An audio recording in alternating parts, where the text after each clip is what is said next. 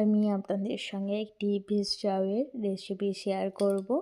তো আমি সাদা তেলে কাঁচা লঙ্কা, আমি গ্রেট করে রাখা আদা রসুন দিয়েছি, সঙ্গে হলুদ গুঁড়ো, জিরে গুঁড়ো, ধনে গুঁড়ো দিয়েছি, আর কেটে রাখা আলু আর গাজরটা দিয়ে দিলাম যাতে সেদ্ধ হয়ে যায়, তার জন্য পরিমাণ মতো লবণ দিয়েছি। এরপর আমি কেটে রাখা পেঁয়াজটা দিয়ে খানিকক্ষণ ঢাকা দিয়ে রেখে দিলাম সেদ্ধ যাতে মোটামুটি একটা হয়ে যায়। সেদ্ধ হয়ে গেছে, তো এরপর আমি কেটে রাখা বাঁধাকপিটা দিয়ে দিচ্ছি। ওগুলো ভাজা হয়ে গেছে, এরপর আমি চাউমিনটা অ্যাড করলাম। তাতে চাউমিনটা ভালোভাবে ভেজে নেওয়ার পর জিরে গুঁড়ো, ধনে গুঁড়ো আর গোলমরিচ গুঁড়ো অ্যাড করেছি, আর পরিমাণ মতন সস অ্যাড করেছি। আপনারা যদি এগ চাউমিন করতে চান এর সঙ্গে ডিমও অ্যাড করতে পারেন।